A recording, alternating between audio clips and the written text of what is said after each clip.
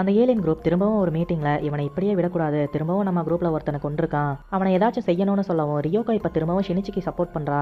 அவனை கொல்றது வேஸ்ட் தான், அதனால நம்ம ஃபியூச்சர் தான் பாதிக்கப்படும்னு சொல்றா. ஆனா கூட இருக்க சிலர் இவ என்ன எப்ப பார்த்தாலும் அவனுக்கே சப்போர்ட் பண்ணிட்டு இருக்கான்னு சொல்லி அவளை சந்தேகப்படுறாங்க. அந்த குரூப்போட பாஸும் எது எப்படி இருந்தாலும் சரி நம்ம குரூப்ல 2 பேர் அவன் கொண்டிருக்கான், இதுக்கு மேலே அவனை உயிரோட விடக்கூடாதுன்னு சொல்லி அந்த குரூப்லயே ஸ்ட்ராங்கான ஒரு ஏலியன் கிட்ட நீ தான் அவனை கொல்லணும்னு சொல்ல ஷினிச்சி பிரேக் டைம் முடிஞ்சு கிளாஸ்க்குள்ள போக பார்க்க மிகி அவனை தடுத்து பக்கத்துல எனக்கு 3 சிக்னல் வருதுன்னு சொல்லவும் அந்த சிக்னல் வர பக்கமா ஷினிச்சி ஓடுறான். இப்போ ஒரு இடத்துல நின்னுட்டு இருக்க மிகி அவன் கிட்ட அவங்க 3 பேர் வர்றதால அவங்கள தனித்தனியா பிரிச்சு ஒவ்வொருத்தரையா கொல்லணும்னு சொல்லுது. ஷினிச்சியும் சரின்னு சொல்லி கிளம்பும் போது இல்ல நில்லுன்னு சொல்லி எனக்கு இப்ப தூக்கம் வருது, அடுத்த 4 மணி நேரத்துக்கு அவங்க கண்ணுல பட்டுடாத, முடிஞ்ச அளவுக்கு ஸ்ட்ரெயிட் லைன்லயே ஓடு, உன்னால அவங்கள கண்டுபிடிக்க முடியாது, நீ ஸ்ட்ரெயிட்டா ஓடிட்டு இருந்தா அவங்க அவன் பின்னாடி தான் வந்தாகணும்னு சொல்லிட்டு தூங்கிடுது. ஒரு டாக்ஸியை பிடிச்சு ரொம்ப தூரம் போயிடுறான். இப்போ அந்த டாக்ஸில இருந்து இறங்கி இன்னும் 2 மணி நேரம் தாக்கு பிடிச்சா போதும்னு பார்த்துட்டு இருக்க பின்னாடியே இன்னொருத்தன் ஒரு டாக்ஸில வந்து இறங்குறான். இதுக்கப்புறம் என்ன நடந்ததுன்னு அடுத்த பார்ட்ல பார்க்கலாம். இந்த வீடியோ பிடிச்சிருந்தா லைக் பண்ணிட்டு நம்ம சேனலை சப்ஸ்கிரைப் பண்ணி வச்சுக்கோங்க.